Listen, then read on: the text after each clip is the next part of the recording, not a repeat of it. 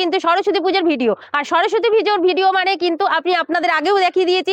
আজকের কিন্তু আমি আপনাদেরকে একটা ভিডিও দেখাতে চলেছি, যেটা হচ্ছে বিতবিতান। কলকাতার মধ্যে এত বড় যে একটা সরস্বতী পুজো হয়, সেটা কিন্তু আজকের আপনাদেরকে দেখাতে নিয়ে চলে এসেছি বিদ্যাবিতান। বিতবিতান না, বিদ্যাবিতানে। আর সেই বিদ্যাবিতান কিন্তু না কোনো ক্লাব, না কোনো মানে সংস্থা, না কোনো কিছু, একটা কিন্তু কোচিং সেন্টারে যে এত বড় ঠাকুর পুজো হতে পারে, সেটা আমাদের মানে আমার তো ধারণা নেই। আমার তো মনে হয় আপনাদেরও ধারণা নেই যে এরকম এত বড় পুজো কি হতে পারে, আদৌ কি সম্ভব। তাও আবার কার হাতে শিল্পী, কোন শিল্পীর হাতে তৈরি জানেন? রুদ্রপালের কিন্তু প্রত্যেক বছর, আজ কত বছর ধরে কিন্তু এই পুজো হয়ে চলছে। তো এবছরের থিম কি করেছে সেটাই কিন্তু আপনাদের কাছে তুলে ধরবো। তো চলুন আপনি দেখতে থাকুন, আমি ভেতরের দিকে যাই। তো ভিডিওটাকে স্কিপ করবেন না, দেখতে থাকুন। তো আসুন। ছেলে এসেছিল, বলে এখন গেট বন্ধ, পরে আসবো।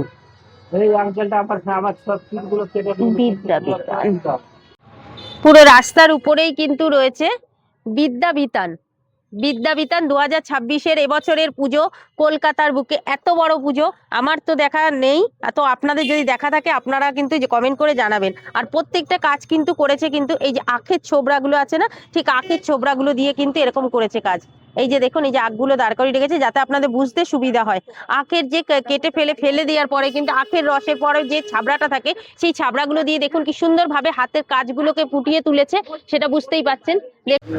এই যে অপূর্ব আখের যে মিষ্টতা, আখের যে মানে আখ যে কি বলে, আখ দিয়ে যে এত কিছু হতে পারে, এই যে আখের ছোবড়াটা দিয়েও দেখুন এত সুন্দরভাবে কাজটা করেছেন। আর এটা কে করেছিলেন জানেন? ইনি ছিলেন ডক্টর জনকী অম্লান।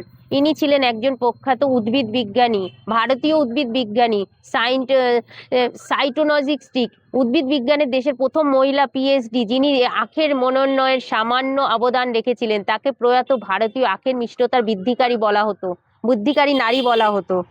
ইনিই ছিলেন সেই নারী যে আখের মিষ্টিটা, যেন আখের আখের রস থেকে যে চিনি হয়, সেটাই উনি কিন্তু তৈরি করেছিলেন। সায়েন্টিস্ট ছিলেন একটা। আর প্রথম এই নারী ছিলেন যিনি উদ্ভিদ বিজ্ঞানী ছিলেন। তারই প্রকল্প, তারই সমস্ত কিছু যে আখ থেকে হতে পারে, তারই উপরেই কিন্তু এই থিমটা এবছর এরা তুলে ধরেছে। এবার আস্তে আস্তে আমরা মণ্ডপের দিকে প্রবেশ করি।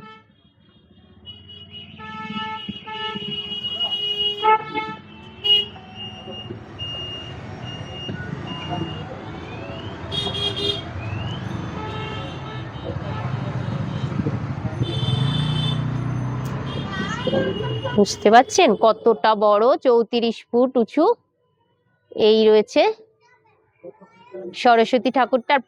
মানে সরস্বতীর সারা শরীরে যে কাজগুলো রয়েছে পুরোটাই কিন্তু ওই আখের ছোবড়া থেকেই কিন্তু হয়েছে। যে আখের ছোবড়া, যেটা আমাদের আখের রস করে ফেলার পরে যে মানে ইয়েটা থাকে, যে ছোবড়াটা থাকে, সেই ছোবড়াটা দিয়েই কিন্তু এই কাজগুলোকে ফুটিয়ে তুলেছে।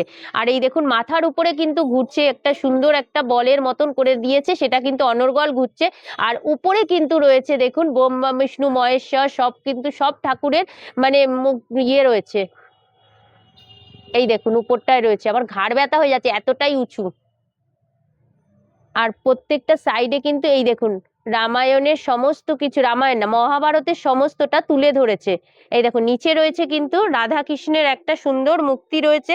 এত সুন্দর থিমটা করেছে না, মানে রাধা কৃষ্ণের মূর্তিটা রয়েছে, তার উপরে কিন্তু প্রত্যেকটার ভেতরে কিন্তু দেখুন মহাভারতের যুদ্ধের প্রত্যেকটা জিনিস তুলে ধরেছে। এইভাবে এরকম করে রেখেছে, এই সাইডটা এরকম করেছে। আবার দেখুন, আবার এই সাইডেও কিন্তু এরকম ভাবে কিন্তু কত বড় হাঁসটা দেখুন, কত বড় বিনাটা দেখুন, কি অপূর্ব সুন্দর লাগছে। এবার আপনাদেরকে দেখাচ্ছি, দেখুন এই দেখুন এটা রয়েছে কিন্তু গণেশ ঠাকুর। দেখুন হাতে খড়ি দিচ্ছে, এপাশে একটি হরিণ রয়েছে। এই যে রয়েছে দেখুন দ্রৌপদীর বস্ত্রহরণ থেকে সমস্ত কিছু কিন্তু, এই যে মল্লযুদ্ধ সমস্ত কিছু কিন্তু এখানে উঠে ধরেছে। মহাভারতের সম্পূর্ণ কাহিনীটাকে এখানে তুলে ধরেছে।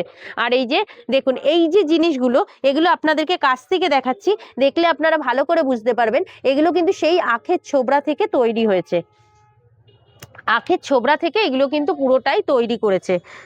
আর এই শিল্পীটা হচ্ছে কিন্তু সনাতন রুদ্রপাল, পদ্মশ্রী পেয়েছিলেন যে সনাতন রুদ্রপাল, সেই সনাতন রুদ্রপালেরই কিন্তু এই কাজটা করেছেন।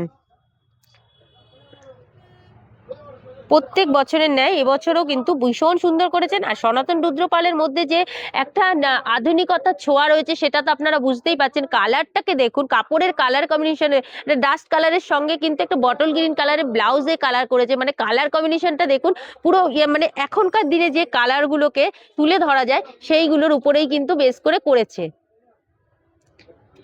এত ভালো লাগছে, মানে কাছে না আসলে বোঝাই যেত না যে এত সুন্দর এত বড় ঠাকুর।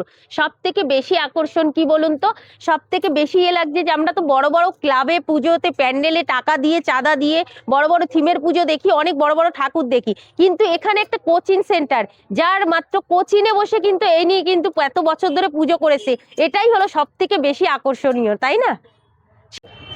তুমি কি দেখতে এসছো? এই যে শোনো, তুমি কি দেখতে এসছো? গণেশ বাবা তোমার জন্য কি আনবে? হ্যাঁ, এইটা বইটাও তো পড়াশোনা করছে তো। আর তুমি সরস্বতী মায়ের কাছে কি বলছো? হ্যাঁ, ওর মা পড়াশোনা করাচ্ছে? তোমার মা তোমাকে পড়াশোনা করায়? তুমি কালকে পড়াশোনা করবে? কালকে শাড়ি পরবে তো? শাড়ি পরে কি করবে? আচ্ছা, তোমার নামটা একটু বলে দাও তো, ভালো করে বলো। ঈশানী ভুইয়া, তাই? আচ্ছা, তুমি সরস্বতী মাকে একটু নমো করে দাও, বলো সরস্বতী মা বিদ্যা দাও বুদ্ধি দাও, বলো। ও তোমার দিকে তাকাচ্ছে? হ্যাঁ, অনেক ঘাড় ব্যথা হয়ে যাচ্ছে দেখতে, বলো সরস্বতী মা বুদ্ধি দাও।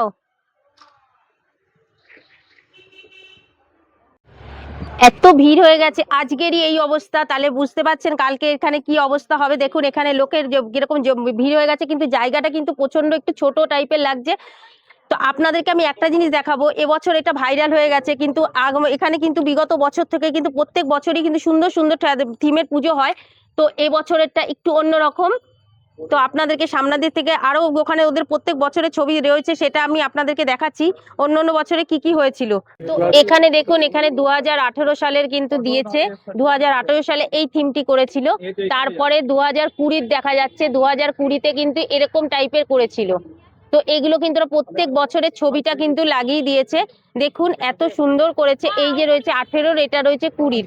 দেখুন ওখানে কিন্তু আরো সামনে রয়েছে, আমি আরো সামনে রয়েছে এটা আপনাদেরকে দেখাচ্ছি। দেখুন এটা আবার 2017-র দেখতে পাচ্ছি, 17 থিম করেছিল। এই যে এত সুন্দর ভাবে এই একটা থিম করেছিল, কত বড় বড় ঠাকুর করেছিল না। 2016-তে কিন্তু এরকম করেছিল, 2016 থিম ছিল এটা। আর এটা কত রয়েছে দেখি, এটা 2025-এ করেছিল, তাই তো? 25-এরটাও তো ওয়াও, গেল বছর করেছিল। দেখুন এই যে করেছিল, এটা কিন্তু গেল বছরে করেছিল, 2025-এর থিম ছিল এটা। এই যে উপরে নৌকা ছিল, রাধা কৃষ্ণের উপরে করেছিল, এবছর মহাভারতের উপরে করেছে। আর এখানে রয়েছে 23-এরটা, 23-এরটা দেখি, 23 আর 19-এরটা রয়েছে। মানে প্রত্যেক বছরেরটা কিন্তু এনারা তুলে ধরেছে, প্রত্যেক বছরই কিন্তু এরকম টেক্সচারের উপরেই করে।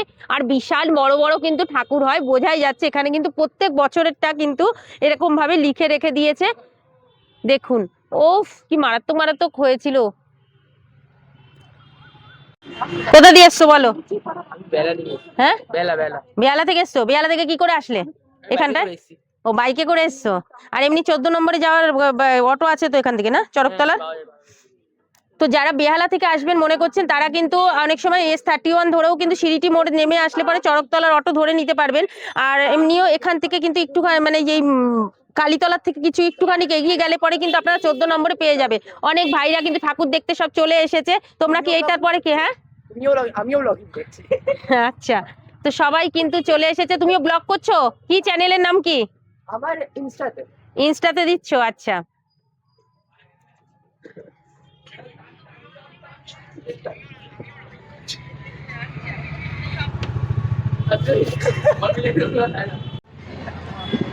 তো ওই যে দেখতে পাচ্ছেন দাঁড়িয়ে রয়েছে যে ভদ্রলোক, ওনারই কিন্তু পুজো। উনি ক্যামেরার সামনে আসতে চান না, কিন্তু আমাকে সমস্ত কিছু কিন্তু কথা বললো, কিন্তু একটাই রিকোয়েস্ট করলো, দাদি আমাকে কিন্তু ক্যামেরার সামনে নেবেন না। ঠিক আছে। তো ওনার সম্বন্ধে আমি আজকে থেকে জানতে চাইলাম যে এখানে দেখুন লাইটিংটা কিরকম ভাবে করেছে।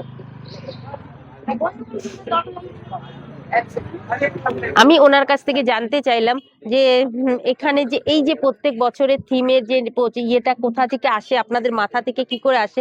তো উনি নিজেই কিন্তু বললো যে আমি নিজের থেকেই নিজের ইয়ে করি। আর আমি বললাম বাজেটটা কত, জিজ্ঞেস করলাম, তো বললো বাজেটের তো কোনো ব্যাপার নেই, এটা তো আমার নিজস্ব পুজো, আমি নিজেই করি। একটা সময় ছিল কিন্তু মানে এটা ছিল কোচিনের পুজো, কোচিন বলতে কি ওনারই কোচিন ছিল, তো এখন আর কোচিন চালায় না। তো সেক্ষেত্রে কিন্তু উনি নিজের থেকে এটা বাড়ির পুজো হয়ে গেছে। তো ভাবতে পারছেন বাড়ির পুজো বছরের পর বছর ধরে কিন্তু এটা হয়ে আসছে, আর এত সুন্দর পুজো। তো আপনাদেরকে তো বলবো একবার হলেও এসে ঘুরে যেতে হবে।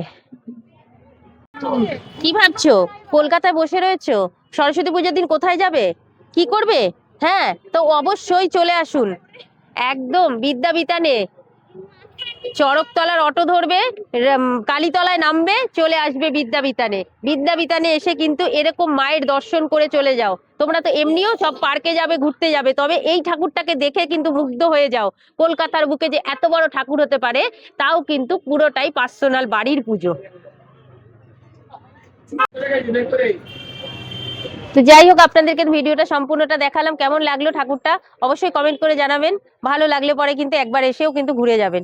তো সুস্থ থাকবেন, ভালো থাকবেন, দেখা হবে নতুন একটা ভিডিওতে, ততক্ষণের জন্য টাটা।